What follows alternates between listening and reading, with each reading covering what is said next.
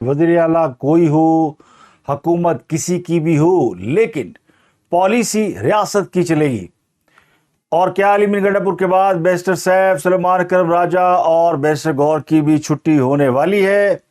London से एक बहुत बड़ी खबर यह है कि आईएसआई ने पीटीआई के खिलाफ मुकदमा जीत लिया है। पीपल्स पार्टी और मुस्लिम लीग नून में माफी के बगैर ही सीज फायर हो गया। और शहबाज शरीफ ने बिलावल को फोन पर क्या समझाया। इलेक्शन कमीशन ने पीटीआई पर बिजली गिरा दी है और गजा अमन मुआहिदा नाफिजुल अमल हो गया। फलस्तीनी बच्चों और खवातीन में खुशी की लहर दौड़ गई है। तहरीके लब्बैक के इस्लामाबाद लॉन्ग मार्च के खिलाफ क्रैकडाउन शुरू हो गया है। अहम रहनुमाओं के दफातर पर मजीद छापे मारे जा रहे हैं। इसराइल की कैद में रहने के बाद सेनेटर मुश्ताक अहमद वतन वापस पहुंच गए हैं। एयरपोर्ट पर शानदार इस्तकबाल में पाक फौज का ऑपरेशन एक और मेजर की शहादत हो गई है कि हमें तो गंडापुर भी अच्छा नहीं मिला, यानी इन्हें बुज़दार भी अच्छा नहीं मिला, इन्हें महमूद खान भी अच्छा नहीं मिला, इन्हें परवेज खटक भी अच्छा नहीं मिला, इन्हें जागीर तीन भी अच्छा नहीं मिला, इन्हें जनरल बाजवा भी अच्छा नहीं मिला। बिस्मिल्लाहिर्रहमानिर्रहीम, अस्सलाम वालेकुम। प्रोग्राम खिलाफ राय के साथ मैं इफ्तार कादमी। और सबसे बड़ी खबर लंदन से मौसूल हुई है। लंदन हाई कोर्ट में ब्रिगेडियर रिटायर्ड डॉक्टर नसीर ने यूट्यूबर आदिल राजा के खिलाफ हत्या की इज्जत का मुकदमा जीत लिया, जिसके मुताबिक पीटीआई के खामोश मुजाहिद यूट्यूबर और साबिक फौजी अफसरान की तंजीम के एक अहम ओहदेदार आदिल राजा, जो पाकिस्तान से मफरूर होकर बरतानिया में पनाह लिए हुए हैं, उनको हत्या की इज्जत के मुकदमे में हरजाने और अदालती अखराजात की मद में 13 करोड़ पाकिस्तानी जुर्माना किया गया है। फैसले के मुताबिक आदिल राजा के आईएसआई के साबिक ब्रिगेडियर के खिलाफ दावों के कोई सबूत नहीं मिले, ना ही कोई शवाहिद मिले हैं। आदिल राजा ने इल्ज़ाम लगाया था कि आईएसआई ने सहाफ़ी अरशद शरीफ को केनिया में कत्ल कराया। इस हवाले से उन्होंने अपने सोशल मीडिया अकाउंट पर यूट्यूब पर कई प्रोग्राम किए। अदालत ने अपने फैसले में इस केस के हवाले से कहा कि ये दो अफराद के दरमियान मामला है। आदिल राजा की सोशल मीडिया पोस्ट ने राशिद नसीर की साख को नुकसान पहुंचाया और आज़ादी इजहार के नाम पर किसी की शोहरत मुतासर नहीं की जा सकती। आदिल राजा सबूत फराम करने में नाकाम रहे हैं और ये वो मुकदमा जिसके बारे में चंद दिन पहले मैं आपको बता चुका हूँ कि अदालत ने आदिल राजा को जुर्माने का फैसला किया। आज वो फैसला सुना दिया गया। इस मुकदमे की समाअत लंदन की रॉयल कोर्ट ऑफ जस्टिस में हुई थी। आदिल राजा ने 2022 में राशिद नसीर पर संगीन इल्ज़ाम लगाए थे और उनके साथ कई और लोग भी उनके वीलॉग्स में और यूट्यूब के पॉडकास्ट में शामिल थे। इस मुकदमे की जो समाअत है या इसका ट्रायल जो है वो 21 जुलाई 2025 को शुरू हुआ। आदिल राजा के गवाह में शहजाद अकबर, शाहीन सबाई और दीगर लोग शामिल थे, यानी ख्वाजे दे गवाह। तो बज़ाहिर अदालती फैसले में ये लिखा गया है कि ये मामला ब्रिगेडियर रिटायर्ड डॉक्टर नसीर और आदिल राजा के दरमियान है, जबकि इसी फैसले को अगर आप तफसील से पढ़ें तो इसमें अदालत ने ये माना है कि अरशद शरीफ के कत्ल में आईएसआई मुलव्वस नहीं थी।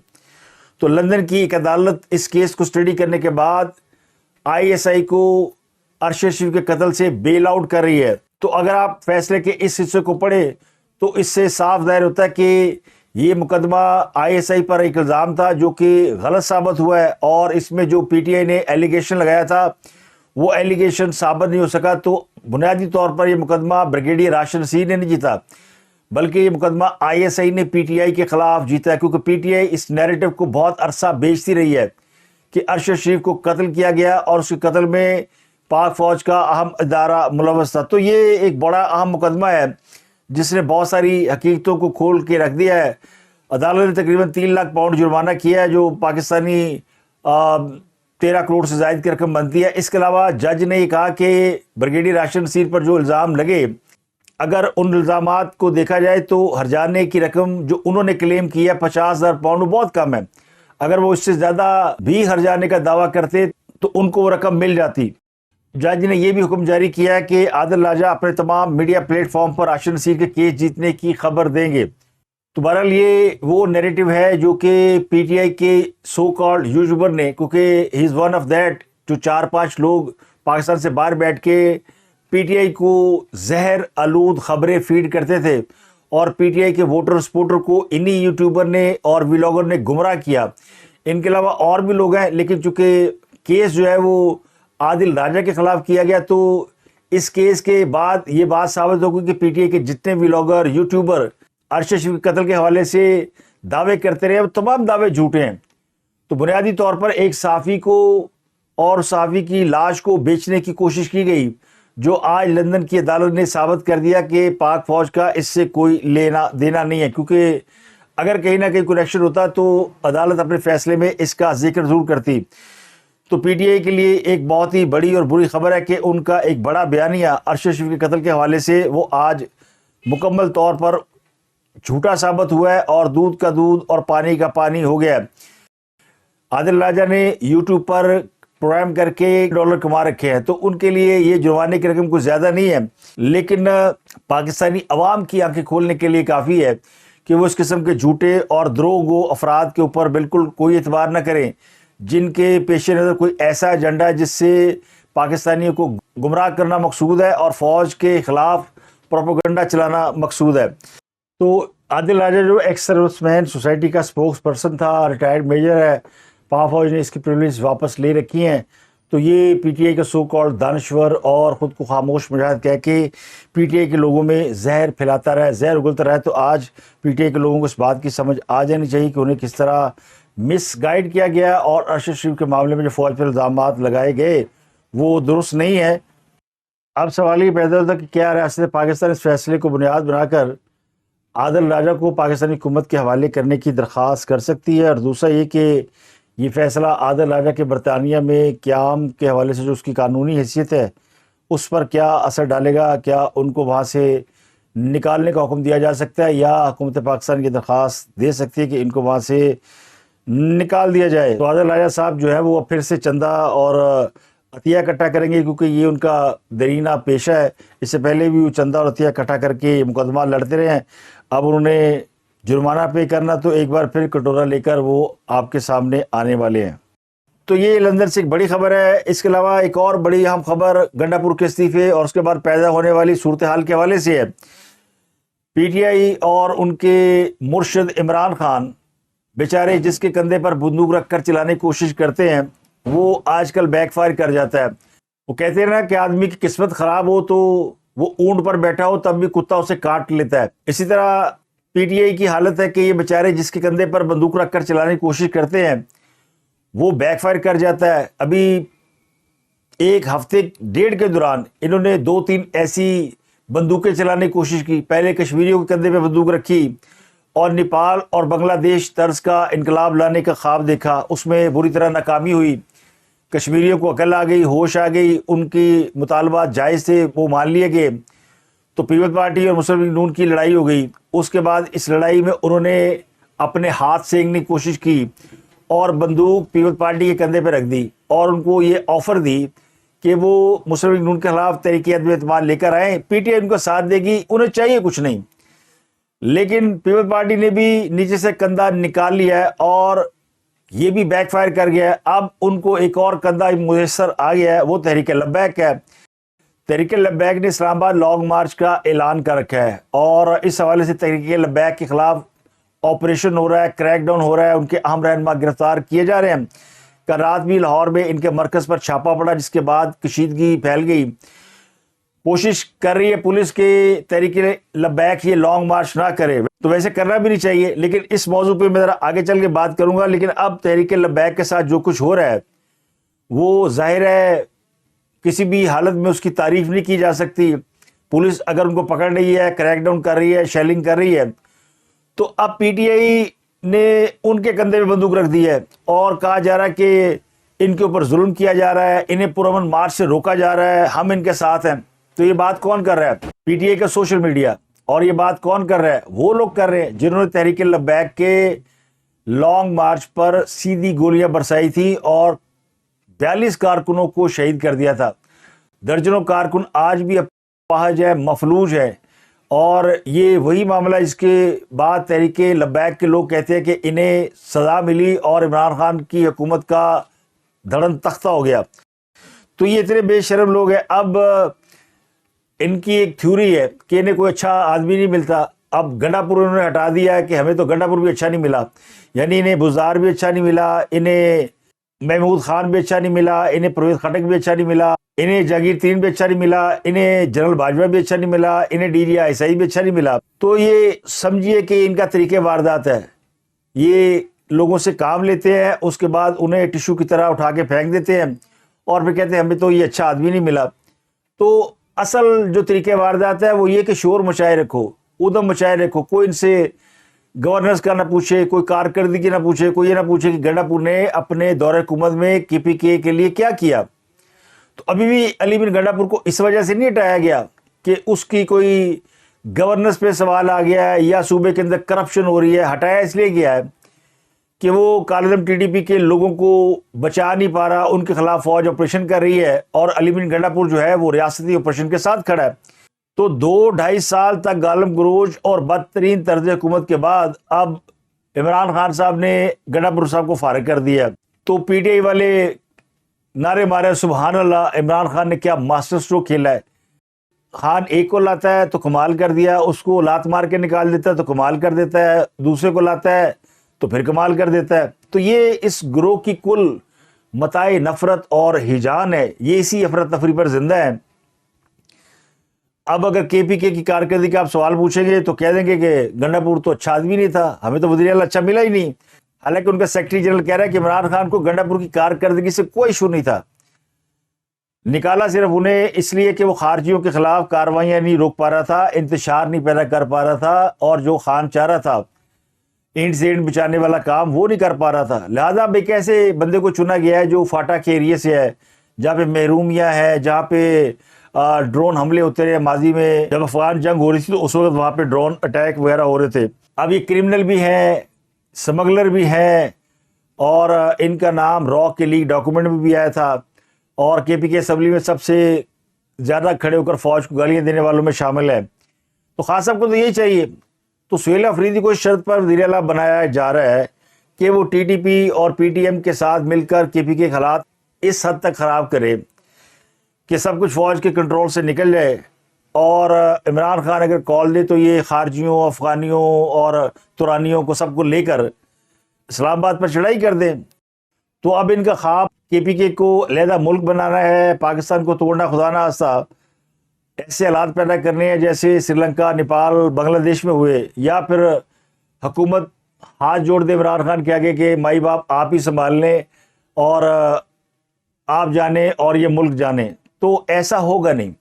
اس لیے میں نے آپ کو شروع میں بتایا کہ ریاست نے واضح کر دیا کہ وزیر اعلیٰ کوئی بھی ہو, حکومت کوئی بھی ہو, پالیسی ریاست کی چلے گی. تو نئے نامزد وزیر اعلیٰ کے لیے کوئی آسانیاں نہیں ہیں. اب سہیل افریدی کی تو اپنی جاب خطرے میں پڑی ہوئی ہے, انہیں نامزد تو کر دیا گیا ہے, لیکن ابھی ان کے لیے بہت سارے امتحان باقی ہیں کیونکہ اپوزیشن تگڑی ہو گئی ہے. گنڈا پور نے تو اپنے پاؤں پر خود کلاڑی مار لی تھی کہ اس نے علیمہ خان کے خلاف ایک ویڈیو بیان جاری کر دیا اور اسے ایجنسیوں کا ایجنٹ قرار دے دیا. تو عمران خان کی بہنیں ہیں اور عمران خان اپنی بہنوں میں پلا بڑا ہے. عمران خان کو اس کی 4 یا 5 بہنیں ہیں, انہوں نے پالا ہے اور اسے وہ 5ویں بہن کہتے تھے. اب ان کی بہنوں کے بارے میں کوئی کہے گا کہ وہ پارٹی توڑ رہی ہیں, یہ کر رہی, وہ کر رہی, تو یہ تو خان کو پتہ ہے. اور خان کی فیملی کے خلاف کوئی بات کرے گا تو گنڈا پور کہاں جائے گا. گنڈا پور کو خود پتا تھا کہ بات کر کے میں پھنس گیا ہوں, میری نوکری جا سکتے ہو, تو اس لیے اس نے آرام سے ریزائن بھی دے دیا. اب اس کے استعفے کے بعد اب ان کی حکومت خطرے پڑ گئی کیونکہ اپوزیشن جماعتوں نے سر جوڑ لیے ہیں اور انہیں اپنے اراکین اسمبلی کو پشاور میں رہنے کی ہدایت کر دی ہے. اپوزیشن جماعتوں کے قائدین کا پشاور میں اجلاس ہوا ہے جس میں کہا گیا کہ وزیر اعلیٰ کے انتخابات کے لیے مشترکہ امیدوار لایا جائے گا. JUI کے امیر مولانا فضل الرحمان بھی پشاور میں موجود ہیں اور غالب امکان یہ کہ اپوزیشن کی طرف سے JUI فے کے امیدوار کو لایا جائے گا.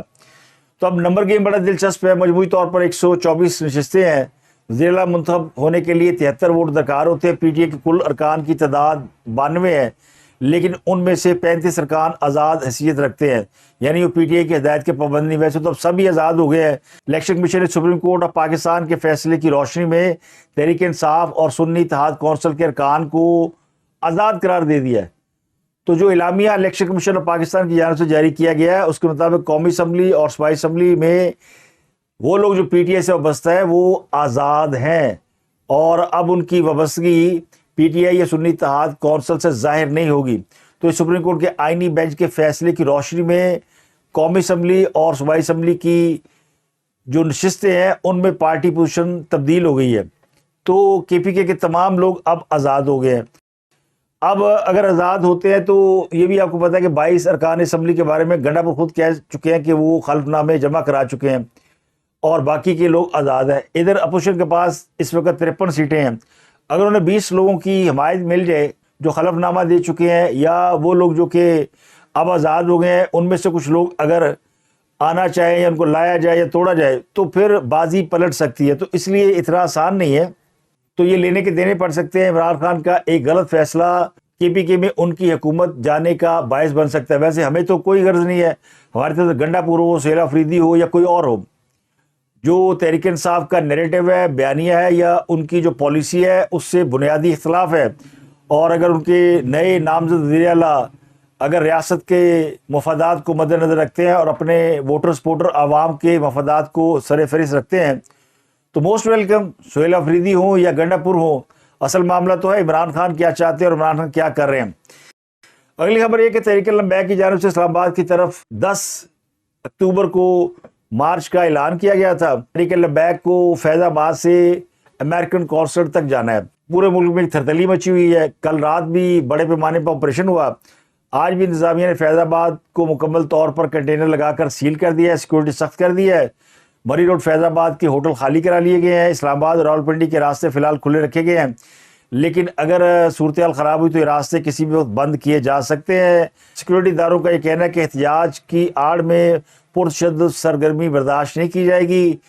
لاہور میں رات گئے پولیس نے تحریک لبیک پاکستان کے ہیڈ کوارٹر پر چھاپہ مار کر تحریک لبیک کے سربراہ علامہ سعد رضوی کو گرفتار کرنے کی کوشش کی، جس پر پولیس اور پارٹی کے کارکنان میں شدید جھڑپیں ہوئیں، اور پچھلے 24 گھنٹوں سے تحریک لبیک پاکستان کے ہیڈ کوارٹر کا سرکاری اداروں نے محاصرہ کیا ہوا ہے، اور غالب امکان یہ کہ ان کو اجازت نہیں دی جائے گی کہ وہ ریلی کی قیادت کریں یا گھر سے نکل سکیں۔ تو راولپنڈی میں اسی حوالے سے دفعہ 144 لگا دی گئی ہے۔ جلوسوں، دھرنوں اور ریلیوں پر پابندی کے نوٹیفکیشن جاری کر دیے گئے ہیں۔ جو بھی سرکاری ادارے کر سکتے ہیں کہ اسلحہ، لاٹھیاں، غلیل، بال بیرنگ کچھ بھی لے جانے پر سخت پابندی ہے۔ ڈبل سواری، لاؤڈ سپیکر کے استعمال پر پابندی لگا دی گئی ہے، جبکہ یہ کہا گیا کہ اگر پولیس کی جانب سے لگائی گئی رکاوٹیں کسی نے ہٹانے کی کوشش کی تو پھر مقدمات درج ہوں گے۔ اس کے علاوہ جو موٹر وے کے ذریعے یا کسی اور راستے سے پنڈی کی طرف بسیں جا رہی ہیں ان کی تلاشی لی جا رہی ہے، کئی لوگ ان میں سے بھی گرفتار کیے گئے ہیں۔ سوال یہ کہ تحریک لبیک یہ لانگ مارچ کیوں کرنا چاہتی ہے؟ پہلے مرحلے میں حماس تمام قیدیوں کو رہا کر رہی ہے۔ امریکی صدر ڈونلڈ ٹرمپ کے مطابق حماس تمام زیر رمالیوں کو رہا کرے گی، جبکہ اسرائیل اپنی افواج کو ایک طے شدہ لائن تک پیچھے ہٹا لے گا، اور حماس 2000 فلسطینی قیدیوں کے بدلے 20 زندہ اسرائیلی زیر رمالیوں کو رہا کرے گا۔ تو یہ پہلا مرحلہ جو ہے وہ اس کے اوپر معاہدہ ہو گیا ہے اور اس پر عمل ہونے جا رہا ہے۔ اس کے علاوہ اور بھی 5 نکات ہیں۔ اس جنگ بندی کے بعد فلسطین کے عوام سب خوشیاں منا رہے ہیں، بھنگڑے ڈال رہے ہیں۔ اصولی طور پر تو اب اس لانگ مارچ کی کوئی گنجائش بنتی نہیں، لیکن اگر تحریک لبیک پاکستان یہ لانگ مارچ کرنا چاہتی ہے تو انتظامیہ کو چاہیے کہ ان کے ساتھ مذاکرات کر کے کوئی درمیانی راستہ نکالا جائے۔ یہ کریک ڈاؤن، پکڑ دکڑ اور گرفتاریوں سے حالات خراب ہی ہوں گے، کیونکہ TLP کے لوگ ویسے ہی دعویٰ کر رہے ہیں کہ ان کے کئی لوگ فائرنگ سے مارے گئے ہیں۔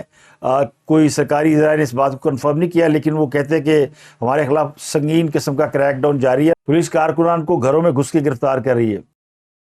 اگلی خبر ہے کہ جناب پیپل پارٹی اور مسلم لیگ نون میں سیز فائر ہو گیا ہے۔ کل رات وزیر خارجہ اسحاق ڈار، ایاز صادق اور محسن نقوی صاحب خصوصی طیارے سے سندھ گئے تھے۔ نواب شاہ میں صدر زرداری کی رہائش گاہ پر ان کی ملاقات ہوئی۔ اس ملاقات کے بعد یہ طے پایا کہ یہ معاملہ جو ہے وہ بلاول بھٹو سے ریلیٹڈ ہے، بلاول بھٹو ناراض ہیں، تو پرائم منسٹر انہیں فون کر کے خود سمجھا سکتے ہیں، خود منا سکتے ہیں۔ زرداری صاحب کو کوئی اعتراض نہیں ہوگا۔ تو آج شہباز شریف صاحب نے بلاول بھٹو کو فون کیا، دونوں رہنماؤں نے سیاسی صورتحال اور اہم قومی امور پر بات چیت کی ہے۔ دونوں جماعتوں کے درمیان یہ طے پایا کہ ایک دوسرے کے خلاف کوئی بیان بازی اور کوئی سخت قسم کی بیان بازی نہیں ہوگی۔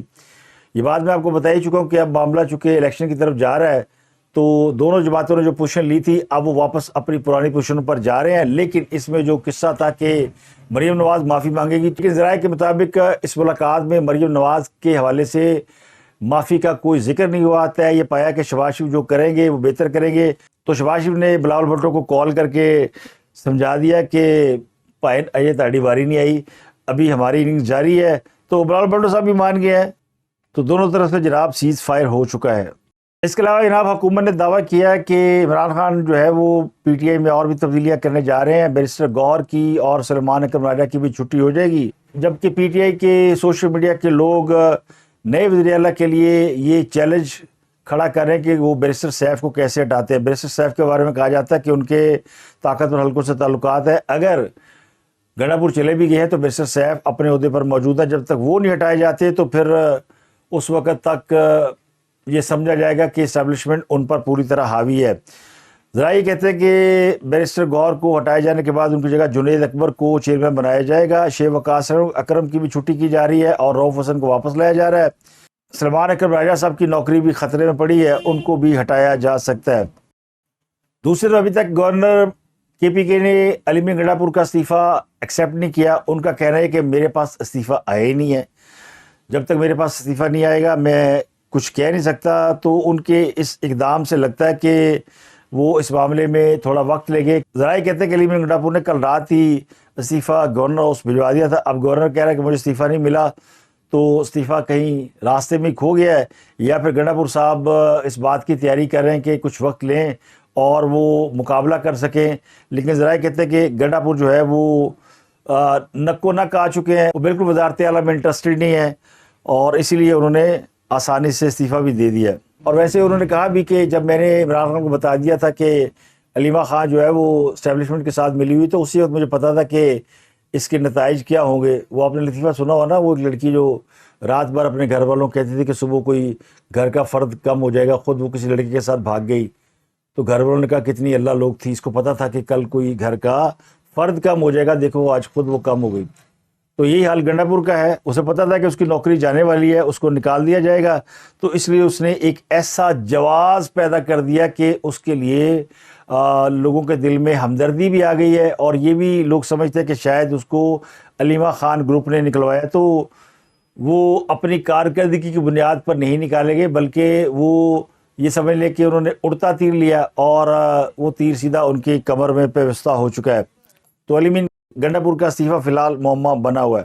تو اب تک کے لیے اتنے, آپ سے ملاقات ہوتی ہے اگلے ولاگ میں. اپنا گرد و نواح کے لوگوں کا بہت خیال رکھیے گا.